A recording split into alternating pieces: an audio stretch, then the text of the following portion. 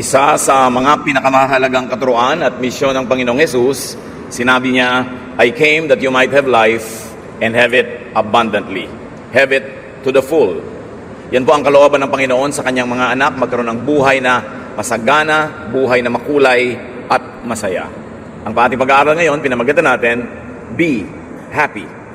Dapat maging masaya ang tao. Salamat, Ama, dahil kayo ay may magandang layunin sa amin. At ngayon, turuan niyo po kami. Makilala namin ang inyong kalooban, maipamuhay ito para sa inyong kaluwalhatian at para sa aming kabutihan.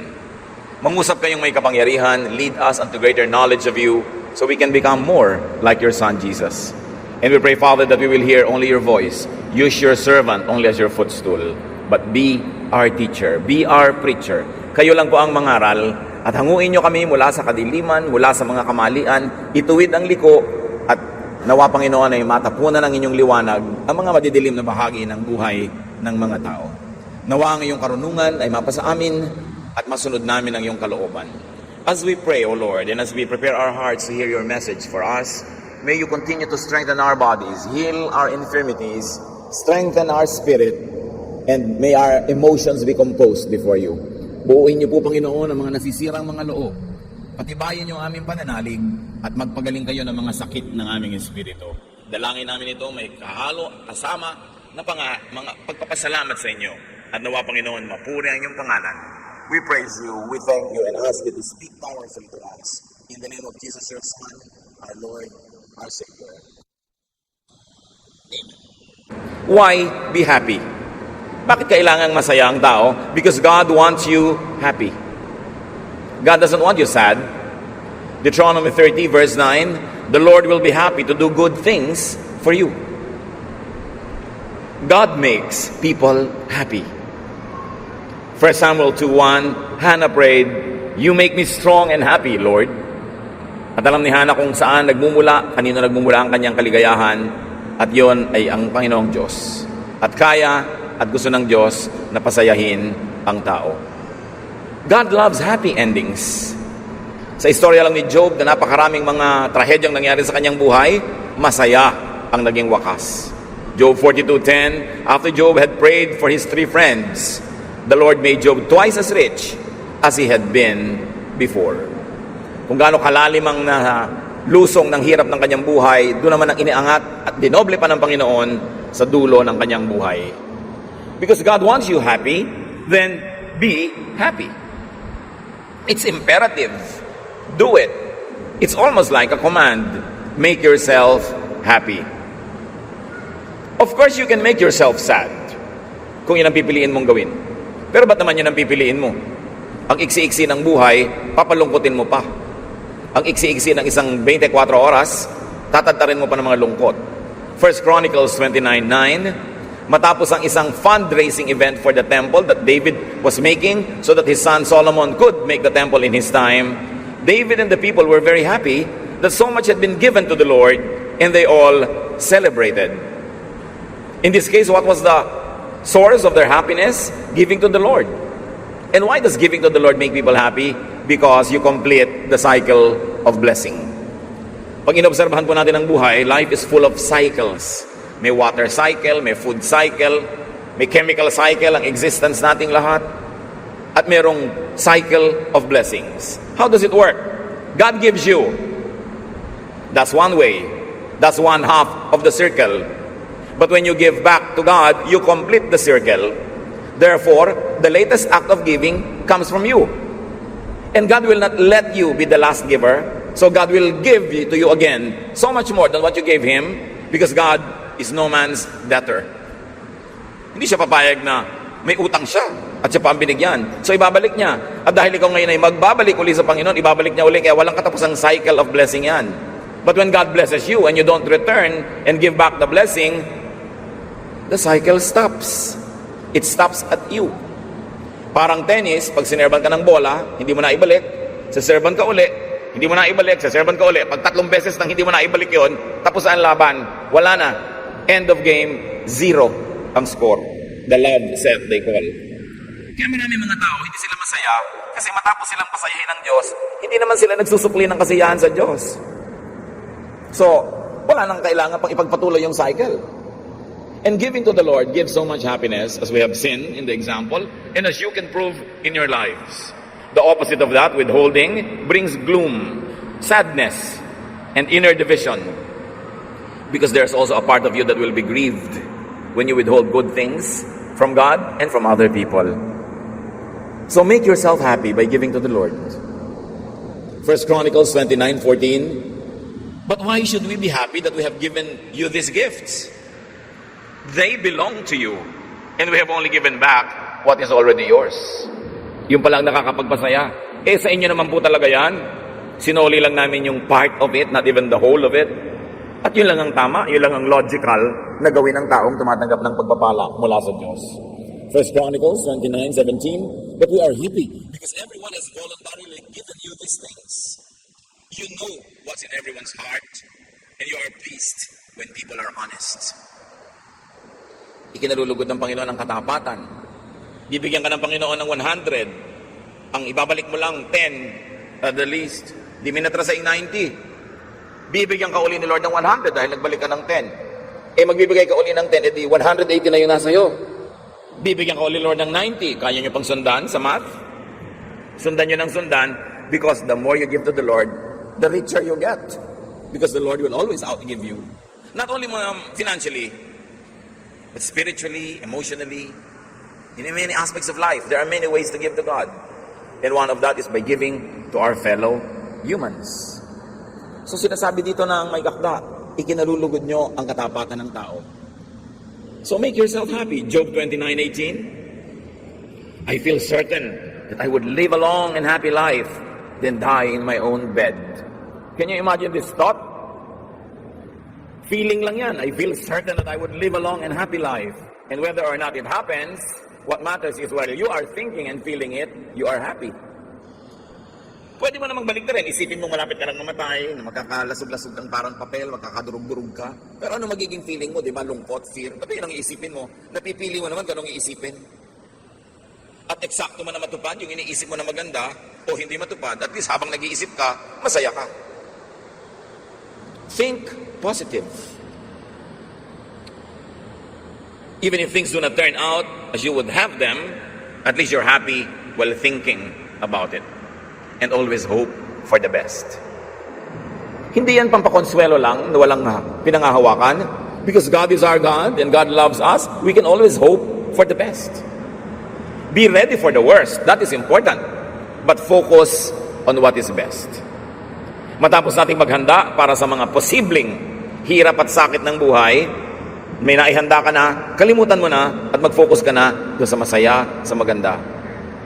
Dahil doon nakasalalay ang kaligayahan mo, araw-araw, oras-oras, day by day. So be happy. Job 36:11. And if they obey, they will be successful and happy from then on. What do we get here? Obey God unto happiness. Sumunod ka ng sumunod sa Diyos dahil patungo sa kaligayahan ang pagsunod sa Kanya. At huwag kang tumigil ng kasusunod hanggang hindi ka kakarating sa kaligayahan. Kasi pag tumigil ka, wala kang mararating. Hindi nalulugi ang sumusunod sa Panginoon. Kailangan lang huwag kang tumigil hanggang magbunga yung ginagawa mong tama. You don't plant a seed and dig it to see if it's growing. Give it time. But be patient and trust in the Lord. Psalm 9:14. And I will sing about you at the gate to Zion. I will be happy there because you rescued me. Nakikita natin mga kapatid so far, ang pinagmumula ng mga kaligayahan dito, puro may kinalaman ng Panginoon. Maligaya ka dahil sumusunod ka sa Diyos. Maligaya ka dahil umaasa ka sa Diyos. Maligaya ka dahil pinamamahayan ng Panginoong Diyos ang iyong puso. Ang maraming taong laging lumulungkot, yung ang kaligayahan nila, laging lang itinataya sa kapwa-tao lang. Ang buong buhay, kung isang buong savings pa, itinataya sa taong pwede kang pagtaksilan, pwede kang pagsamantalahan, limutin. Kaya maraming malungkot Kasi ang Diyos ng buhay nila kapwa-tao. Isang kadadali ng kapwa mo tao, kahit mahal na mahal ka at gusto-gusto ka niya, pwede naman siyang mamatay, di wala ka na naman kasama. Mabuti nga sana kung mahal na mahal ka, paano kung buhay na buhay, hindi ka naman minahal. Tapos minahal mo siya ng todo, ano mangyayari sa'yo? Marami mga tao po mga kapatid, kaya sobrang lungkot. Pinapalitan nila ng kapwa-tao lang yung trono ng Diyos dapat sa kanilang puso. Kaya laging windang, laging malungkot, lagi na lang umiiyak-iyak at wala sa sarili. So you follow God unto happiness. And you also praise God unto happiness. Purihin mo ng purihin ang Panginoon kahit hindi ka masaya sa oras na yun. Makikita mo, bago ka matapos magpuri, umangat na ang kalagayan ng iyong espiritu dahil hindi naman pwedeng magbingi-bingihan ng Diyos sa matapat na pagpupuri sa Kanya. At nagkakaroon tayo ng connection sa Diyos na may likha. Pag tayo ay nagpupuri sa Kanya, something miraculous happens when you praise God. Meanwhile, what is your other choice? E di magreklamo ka sa buhay, magreklamo ka sa Diyos, magreklamo ka ng lahat ng problema mo sa buhay, pero sasaya ka kaya pag yun ang ginawa mo. Psalm 81:1, be happy and shout to God who makes us strong. Shout praises to the God of Jacob. Praising, happiness, attitude, change things. If you cannot change things, change your attitude about that same thing, and your whole perspective will change. Pag hindi nyo kayang baguhin ang mundo, ang baguhin nyo yung attitude. Yung paningin nyo sa mundo, ang ending, sasaya kayo. Dapat kasi ang ending ng ginagawa ng tao, pagsaya. Magne-negosyo ka, ang ending naman, sobra kang na-stress, sobra kang ng problema, ba't ka pa nagnegosyo? Magpapasikat kang mabuti, sisikat ka nga, ang ending naman, hindi ka masaya. Bakit pa? Pero kung sumisikat ka, nagnenegosyo ka, yumayaman ka, at masaya pa yung ending, blessing talaga yan. Ang sukat sa tao, hindi kung gaano karaming pera niya, gaano kalaki ang sweldo niya, gaano kalaki ang savings niya, kundi gaano siya kasaya sa buhay. Because happiness is the primary duty of life. In many democratic constitutions, the pursuit of happiness is even guaranteed by the basic law of the land. And not only the government wants you happy, God wants you happy. Paano nga ba sasaya sa dami ng mintis, hits, and misses ng buhay? Si Solomon, na pinakamarunong sa lahat, nagbigay na ng payo. At dahil naman siguro siyang pinakamarunong, marapat dinggin. Ecclesiastes 9:7, be happy and enjoy eating and drinking. God decided long ago that this is what you should do. Yun namang sobrang mga matataas ang theology, sobrang mga conservative, marunong pa kay Solomon, iibahin pa nila ang reading niya, ang linaw-linaw na nga. Because sometimes it does not agree with your traditional concept of godliness. But Solomon, who was blessed by God with highest and most supreme wisdom, says, you want to be happy? Enjoy simple, available pleasures like food and drink. Bihirang tao naman, yung kahit simpleng pagkain at mainom ay wala. At kung matututunan mong pagkaroon ng kasiyahan sa mga simpleng bagay, mas malaki ang garantiya na sasaya ka. So babawan ang kaligayahan para madaling malusong, madaling maabot, madaling makamit. Pag pinakalalim-lalim mo yan, baka pati ikaw hindi mo masisid, at wala namang willing makisisid sa'yo sa lalim niyan, malulungkot ka lang. Matthew 5:12, sabi ng Panginoon tungkol sa mga kumisay nahihirapan dahil sa limanan ng palataya, be happy and excited. You will have a great reward in heaven. People did the same things to prophets who lived long ago. So kung nagkakaroon ka man ng konting pagtitimpi, sometimes abstention, pagtitiis, dahil yan ang hingi-hingi ng isang makadiyos na pamumuhay, so huwag mo ikalungkot yan, huwag mo ipagreklamo yan, dahil iba yung gantimpala ang naghihintay sa iyo. Count needful sacrifice for godliness as happiness. At yung happiness, hindi man ngayon, edi bukas. Naghihintay sa iyo dahil meron kang itinatanim na mabuti. But remember, I like to take note, brothers and sisters, only needful sacrifice. Maraming sacrifices hindi kailangan. Hindi mo dapat gawin dahil hindi naman hinihingi sa'yo ng Diyos. Kaya dapat lang, kinikilala natin, ano ba talaga yung marapat? Anong sacrifice yung merong practical na magandang bunga sa buhay? Now, it's one thing to be happy, but there's another thing. Stay happy. Paano yun? Paano nananatili ang saya? Paano napapanatili, napapahaba, napapadalas ang saya? Pati sa Biblia, maraming katuruan dyan mga kapatid. Romans 12:15, when others are happy, be happy with them. Hindi naman nauubusan ng kapitbahay, kaibigan, kamag-anak, katrabaho na masaya. Makisaya ka sa lahat ng nagsasaya, at pag pinagdugtong-dugtong mo yun, marirealize mo, ay, ang dami ko na palang naging kasiyahan. So kung aatin ka ng kasalan, huwag kang madaling umuwi. Mag-enjoy ka, mag-stay ka, sumaya ka kahit hindi mo kasal at hindi mo gastos. Merong mga nag-e-enjoy sa buhay nila, meron silang magagandang kwento, makinig ka. Pwede ka naman makinig tapos mainggit. Pero sasaya ka ba? Pero kung nakinig ka tapos nagdiwang ka dahil itong kakilala mo ay umasenso, na-promote, sumikat, nanalo sa isang contest, edi sasaya ka rin kahit hindi ko yung tumakbo sa karera, siya napagod, pero masaya ka rin dahil nakisaya ka. Pero bakit maraming malungkot mga kapatid? Kasi pag may nagtatagumpay, ang inaatupag natin, mainggit. So habang dumadami yung tagumpay niya, mas lumulungkot ka. Sa sobrang materialistic Korean society ngayon, there's a saying in Korea, when your neighbor repairs his house, you begin to have ulcers. Pag may umaasenso sa tabi mo, nakakasakit ka sa inggit dahil sa competition. Isipin nyo kung bawat magtatagumpay yung kamag-anak, kaibigan, kakilala, maiinggit tayo at maiinis. Ang dami nun, lagi kang malungkot. Pero kung makikisaya ka, hindi halos mapapatid ang iyong kaligayahan. Kaya sabi, when others are happy, be happy with them. When you don't have your own happiness, look around you. People have their happiness. Pumunta ka doon at makisaya. Because there is so much source of happiness if only you would look in the right places. 2 Corinthians 2:3, the reason I want to be happy is to make you happy.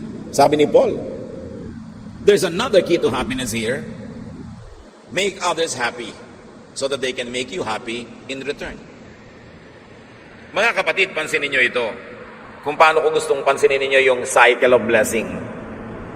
Pansinin nyo rin that being happy is a ministry. Sabi ni Paul, pinasasaya ko ang sarili ko at gusto kong masaya ako as often as and as much as possible so I can make you happy. Why? Because we cannot give what we do not have. Malungkot kang nanay, paano ka magpapasaya ng anak? Malulungkutin kang teacher, paano sasaya ang klase mo? Malungkot kang leader, anong sigla ang maibibigay mo sa iyong mga tagasunod? Pag may influensya ka sa tao, isipin mo rin, may pananagutan ka maging masaya para sila sumaya. Pasyente ka, dadalawin ka ng mga nagmamahal sa'yo, lalo mong palulungkutin ang sarili mo. Puro daing ang ibibigay mo. Puro mga panaghoy, puro pagpapaawa. Aalis sila ngayon lahat, halos gumagapang sa sahig sa lungkot. Yung sumaya sila dapat dahil dinalaw ka nila, nakaminister ka sa kanila, kahit pa nga may sakit ka.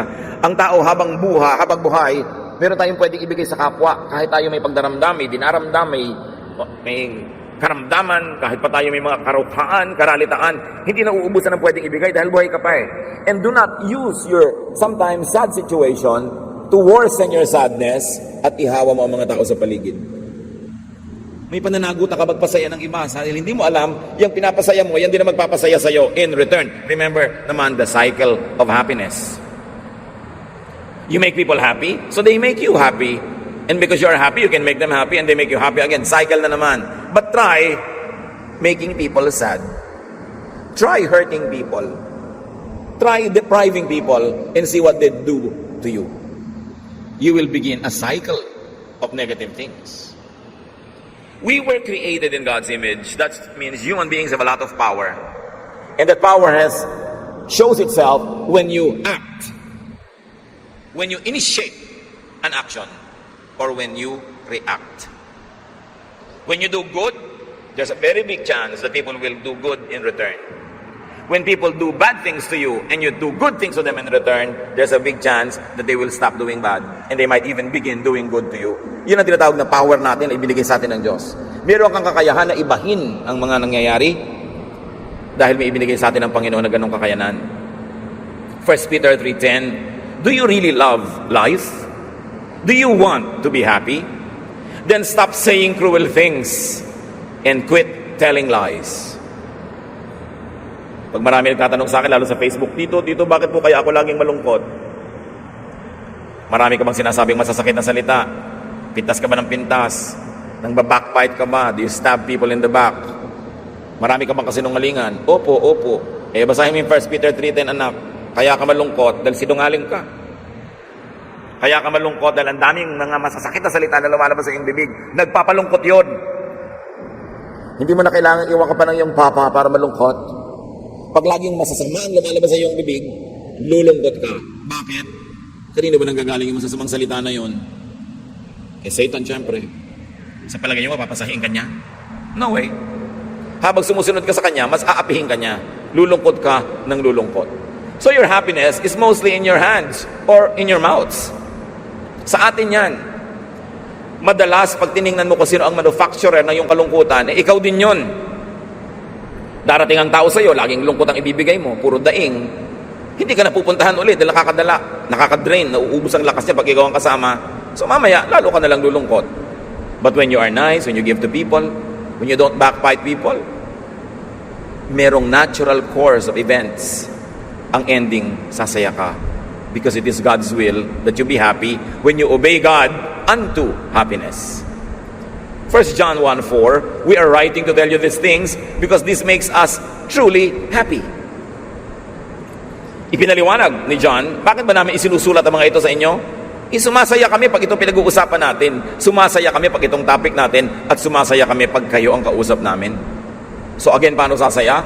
Focus on, tell and hear happy stories. Maraming sad stories, pero ba't yun ang pag-uusapan nyo ay nakakalungkot? Ba't hindi na lang yung happy? May isang nagbiyahe. Tanungin mo, kumusta biyahe? Misa sa dinami-rami ng magandang nangyari, sabihin, ang daming beses unikot yung aeroplano namin bago kami nag-landing, traffic sa traffic sa airport. Ang hirap. Pero, 10 araw ka nawala, yun lang ang kwento mo. O yun lang ang binibigyan mo ng focus. Pwede mo ikwento, ang sarap ng kinain ko sa gano'n.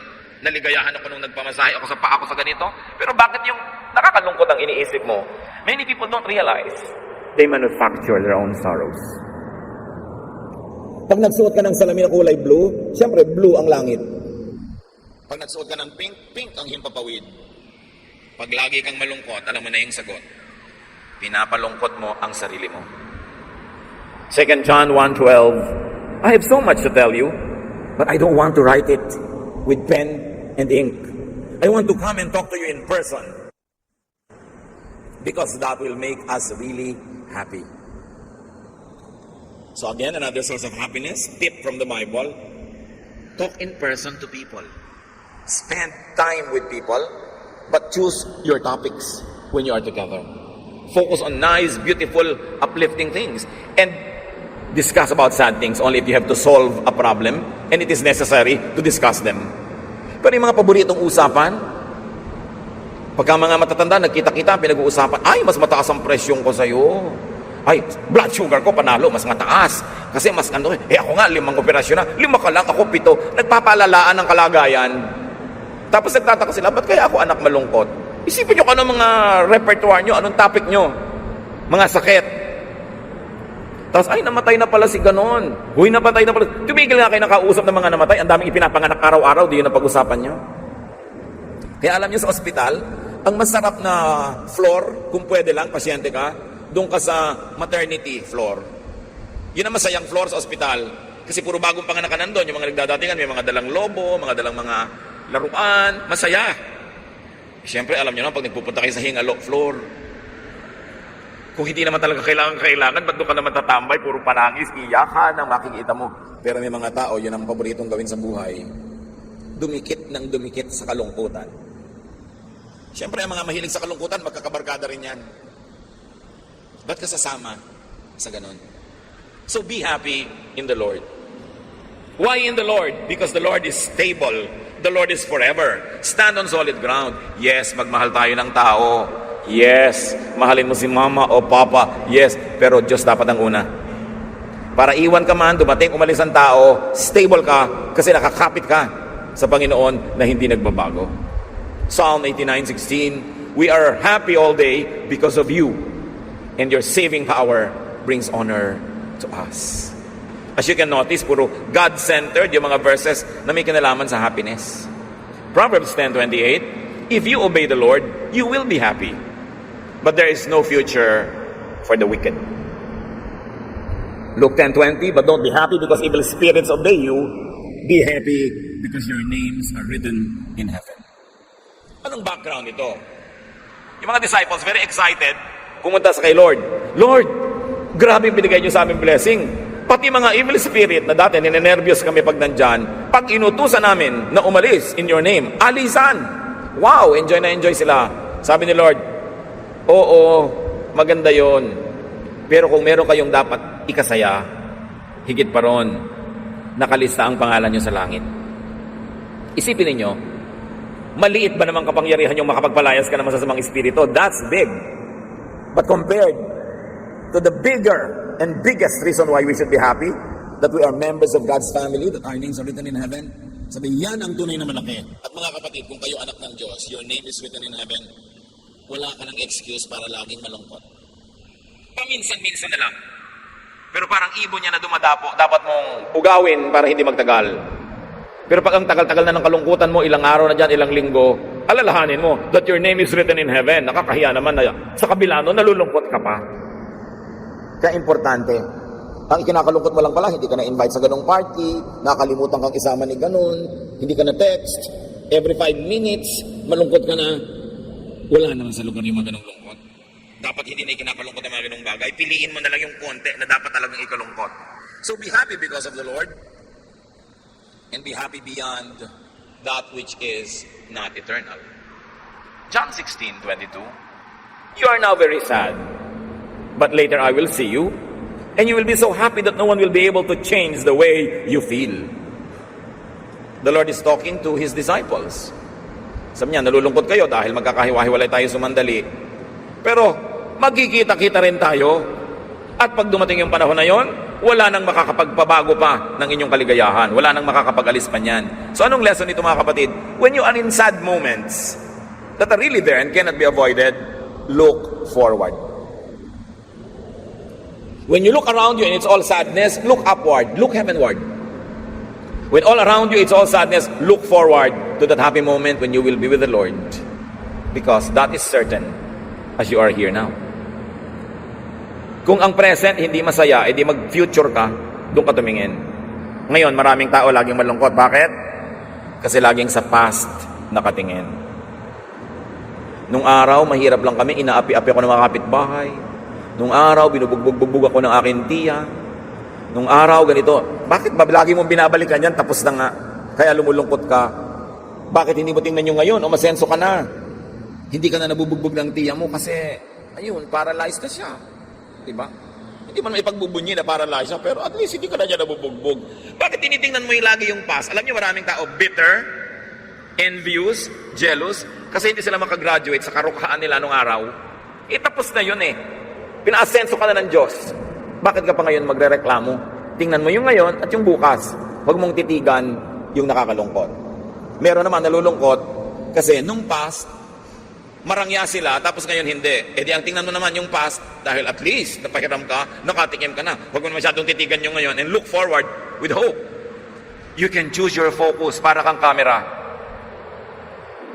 So isipin mo yung pananaw mo sa buhay parang camera. Kung saan mo ipaling, doon yung nakatingin, piliin mo titingnan kapatid. Be happy in practice. And more than that, be happy in the realm of thought. Nasa isip yan eh. Be changed by the renewing of your mind. Sabi ng Romans 12:2. Baguhin mo ang pag-iisip mo at maraming magbabago. Colossians 1:11. His glorious power will make you patient and strong enough to endure anything, and you will be truly happy. Of course, if you want to be happy in righteous relationships. Mga pakikipagkaibigan, pakikipagmabutihan, pakikipag-ibigan na nasa tamang lugar. Proverbs 5:18, be happy with the wife you married when you were young. So don't try to be happy with someone else's wife. Or with a woman who is not your wife, with a partner who belongs legally, righteously to another person. So huwag ka daw mga agaw. Be happy with the wife you married when you were young. Dapat ang tao marunong makontento, binibigyan ka na ng partner, makontento ka na. No return, no exchange. Pag nag-iisip ka pa pala ng return at exchange, magiging discontented ka eh. Kaya ang sabi sa 1 Corinthians 15:33, do not be misled. Bad company corrupts good character. Pinipili ang kasama, pinipili ang kinakasama, at pinipili ang sinasamahan. Dahil madalas yan ang nagbibigay ng lungkot sa ating buhay pag mali ang pinagmumulan ng samahan. Psalm 1:1. Blessed is the one who does not walk in step with the wicked, or stand in the way that sinners take, or sit in the company of mockers. Napakarami ng pwedeng gawin para sumaya, manatiling masaya, at dumami ang kasiyahan. But don't forget to pray for happiness. Pray for it. Psalm 51:8, let me be happy and joyful. You crushed my bones, now let them celebrate. Ito ay dalangin ng isang gustong makabangon na mula sa kanyang mga kalungkutan. Psalm 68:3, but let your people be happy and celebrate because of you. Si Solomon, anong ginawa niya na pwedeng gawin ng marami? Search for happiness. Hinahanap din yan. Minsan, basta nalang kumukusang dumadapo, pero hinahanap din. Ecclesiastes 2:3, I wanted to find out what was best for us during the short time we have on this earth. So, I decided to make myself happy with wine and find out what it means to be foolish without really being foolish myself. This is academic. Solomon did a lot of social experimentations, even personal experimentations, because he was in search, as a philosopher, he was in search for happiness. Gusto niyang unawain kung ano nagpapasaya, nagpapalungkot sa tao.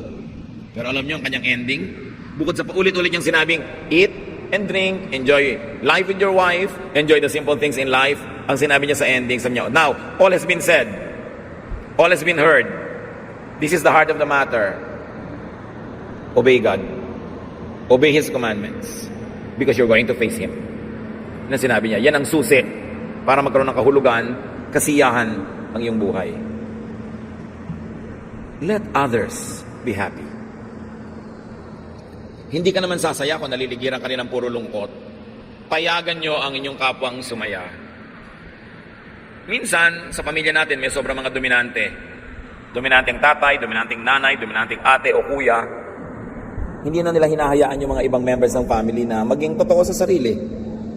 Na maging masaya in their terms. Idinidikta mo how others should be happy, how they should live their lives. Tigi-tigi sa tayo ng buhay, dapat bawat nilalang ay bigyan ng kalayaang piliin ang kanyang kaligayahan as long as this happiness is not offensive to God. Let others be happy. Let them pursue their dreams. Lalong-lalo sa pagpipiliin ng mapapangasawa sa buhay, parents can be very well-meaning, but really, the choice must be up to the person getting married. Maging sa pag-aaral, kung saan liligaya talaga yung tao, kung saan nakahilig ang kanyang mga talent, doon siya dapat pumunta, hindi doon sa desisyon ng tita dahil siya magbabayad ng matrikula. Well, kung talagang gusto mo maging mabuting tita, bayaran mo ang matrikula pero bigyan mo siya ng layang sundin ang kanyang kaligayahan sa buhay. Napakahalagang hindi natin dinodomina ang kapwa kasi ang Diyos hindi nang dodomina. God gives us such personal freedoms, even free will. So no human being is entitled enough, no matter how generous or protective or loving you are, to dictate upon other people's pursuit of happiness. Let people be happy. Let them be. And make others happy. As we have already discussed.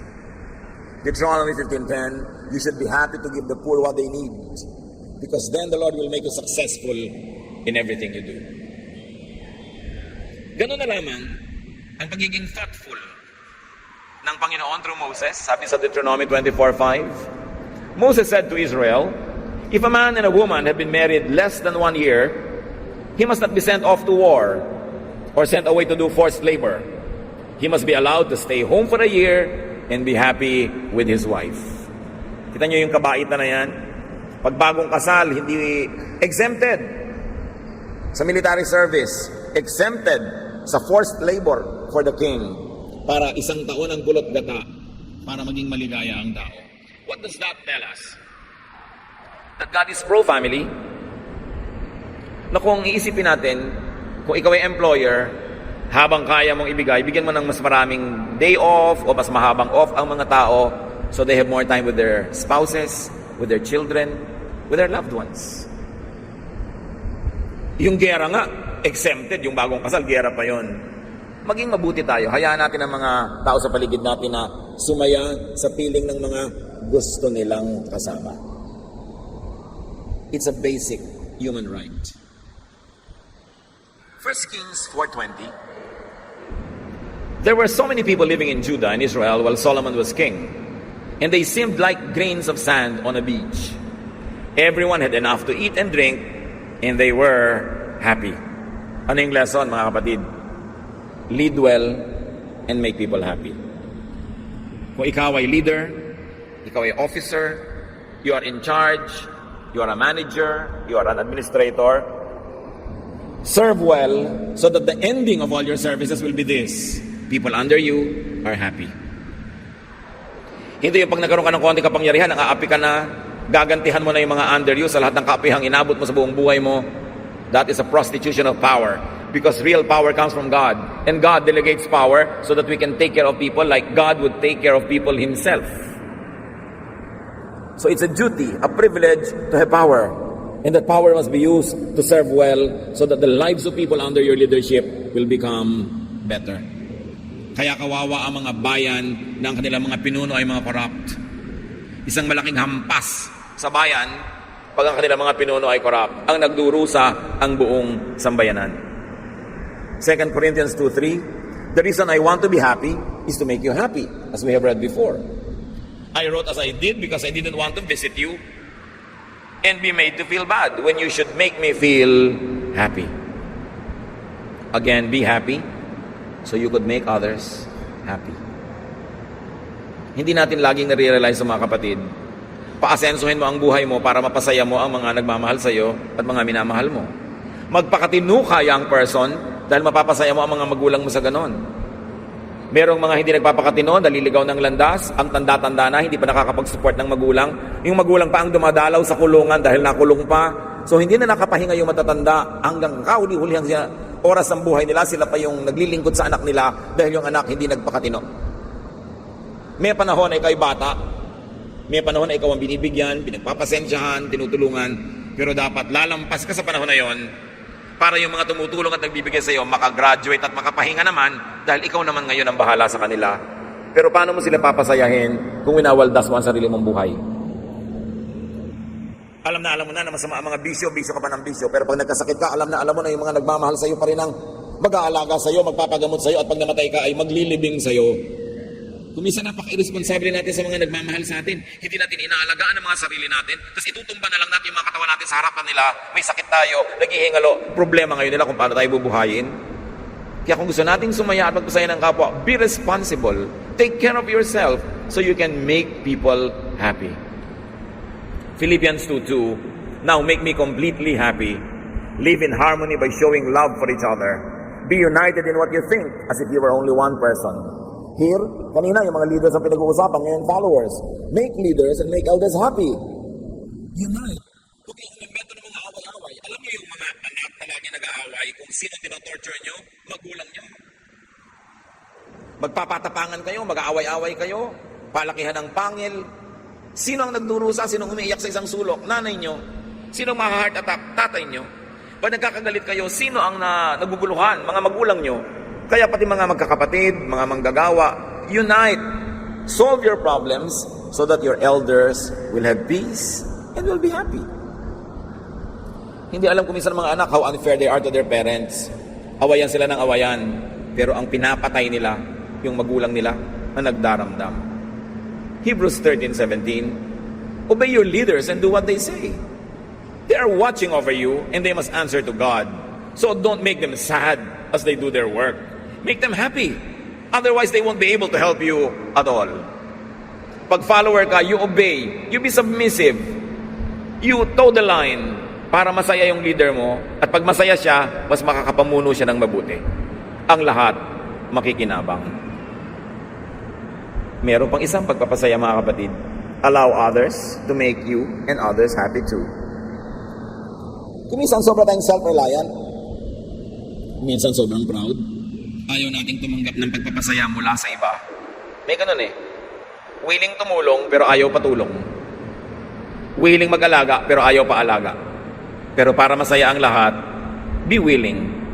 Allow people to make you happy. Allow people to love you.